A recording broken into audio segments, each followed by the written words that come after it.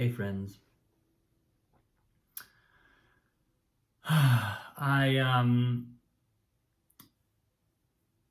had a lovely day. Couple of lessons today that were just really powerful. People doing really amazing work. And I guess I just get reminded. There are days when I'm reminded of how much I love to work with people who are really serious about transformation and who are really leaning into whatever their next steps are. And so I'm just feeling some gratitude around that and excitement around that.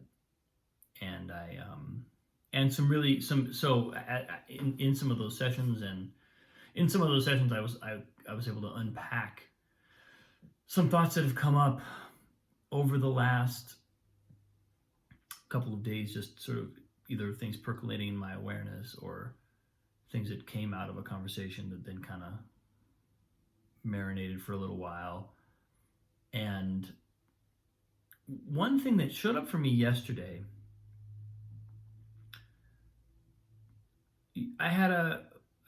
yesterday I picked up Annalise from school, and then I was kind of unsure what I was going to do for dinner. I'd had a day where several kind of admin tasks, it was like an admin task proliferation. It was like gremlins. Like I dropped an admin task in water and all of a sudden it became 10 admin tasks.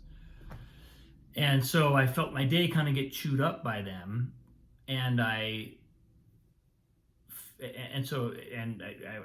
did manage to get a little time at the piano. I felt like I had a good creative day. I put in some time. But then I picked up on Elise and I wasn't sure, I hadn't made any preparations for dinner or anything. And so through an act of will, I Googled vegetarian restaurants and I found one nearby that I didn't recognize, really high ratings. And I was like, let's do it. Looked online, the food looked great. I ordered. Drove down there to pick it up. And as soon as I walked into the place, I was like, wow, this place has a really great energy. The food just looked really good. And everybody preparing the food had a kind of a poise about them, and the place is immaculate. And it was just, I was very surprised by kind of stumbling into what was clearly a very high quality place. And the food was ultra fresh, super duper, all organic, everything ideal kind of thing. And then we got home and we ate dinner, and it was great. It tasted great, and it got me thinking. I was vegetarian for a number of years, for really quite a long time, and then kind of got away from it at some point. Part of it was having a child and nutritional needs all around in that time period. But every once in a while I'm like, well, should I become vegetarian again? Obviously I know that there are massive arguments to be made in favor of it, both health-wise and also ecologically, carbon footprint-wise.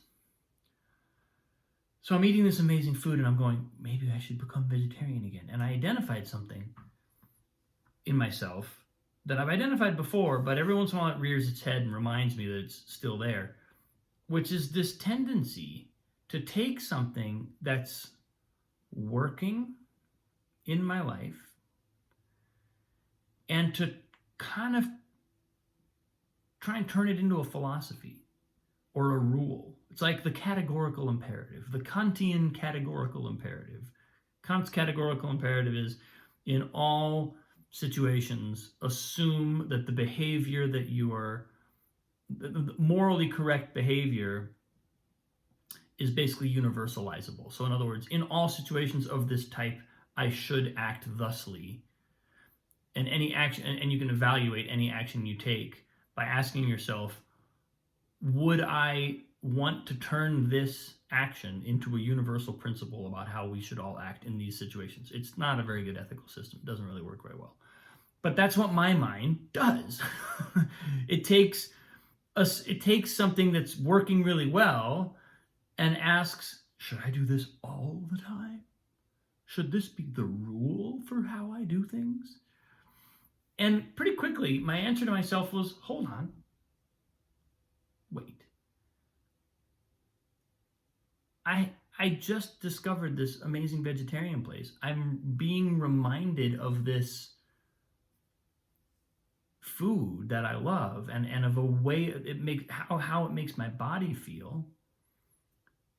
What if I don't need to jump into a philosophy about it right away? What if I give it a minute or two? Give it more than a minute or two. Give it some time and just enjoy and receive whatever this is. In this case, it was really good vegetarian food. What that's giving me, what I'm receiving from it.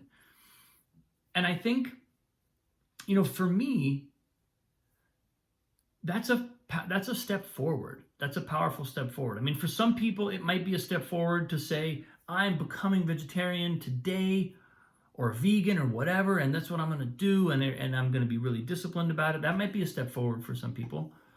That was a step forward for me at one point, and it was an important one, and I would never want to go back and change any of those steps. But where I'm at right now, it felt really positive to catch myself in the act of universalizing my actions and somehow creating a binding categorical imperative to determine how I should act. It's almost like I gain comfort from knowing that I'm doing the right thing. But in order to be doing the right thing, you have to have rules about what's right so that you can follow them and be right. And it's not fluid. It's imposed. It's the mind trying to create the precursors to security, right? It's almost like the mind seeks security, and one of the ways the mind seeks security is by inventing a bunch of imperatives that it can then satisfy, basically inventing a bunch of hoops for it to then jump through. And none of that is organic. None of that is spiritually motivated.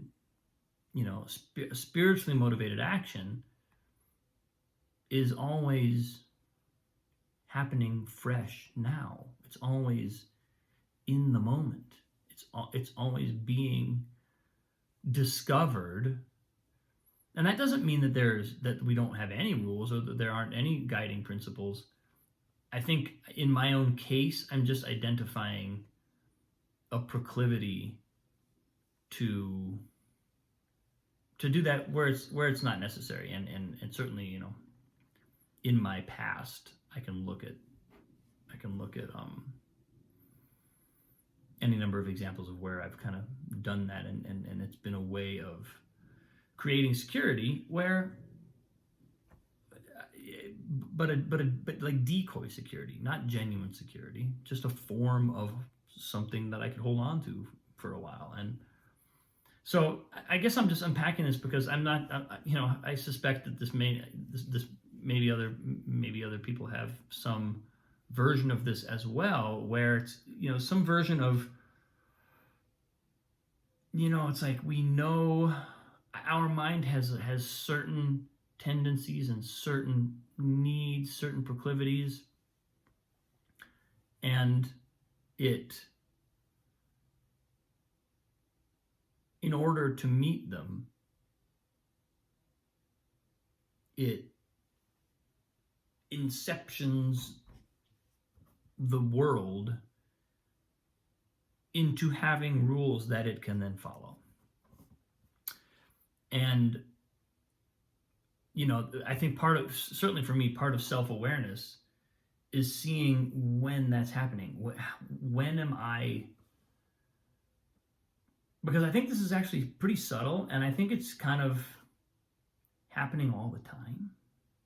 Maybe not in such obvious ways as I just described with, vegetarian food, but I think it's happening in many, many ways that our mind is seeking for, and if it can't find, then it's outright inventing the types of opportunities so that its patterns can hook into it. Our mind wants, we have certain patterns that want to hook in, we want a hook to hang them on, and we're inventing those hooks. And a lot of times what we're looking at is the pattern, and we can see the pattern, but we don't even notice that the hook is also not real. The hook feels like, oh, that's reality, and the pattern's hung on the hook, but we're also inventing the hook. That's the incredible thing about this universe, is we're inventing all of it. It's all being conjured kind of on a need to know basis, on a need, it's needs based manifestation. Our mind is creating what it needs, and the act of transformation, or the act of liberation, is just observing all that. Look at what I'm doing.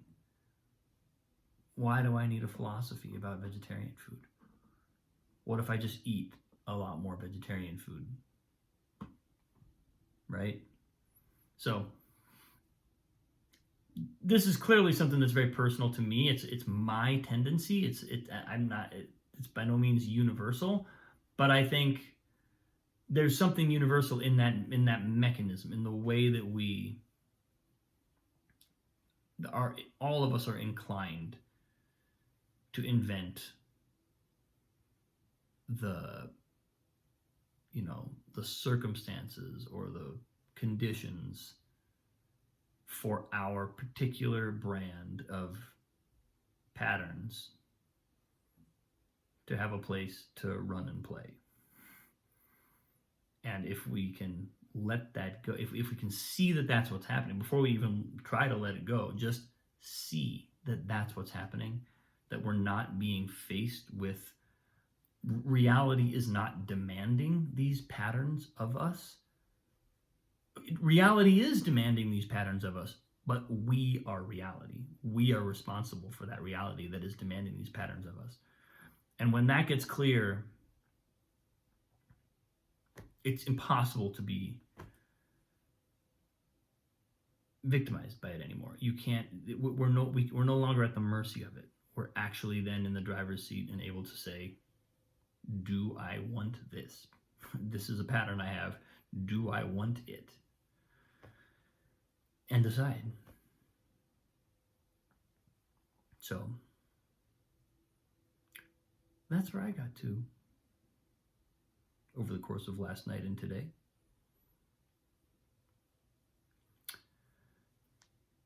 Thanks for watching, people. Appreciate you.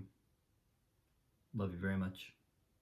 I'm so grateful for this conversation and the conversations I'm having with the people close to me. They're really kind of exploding with insight right now, and it's really beautiful. So thank you. Have a wonderful day. I'll see you tomorrow.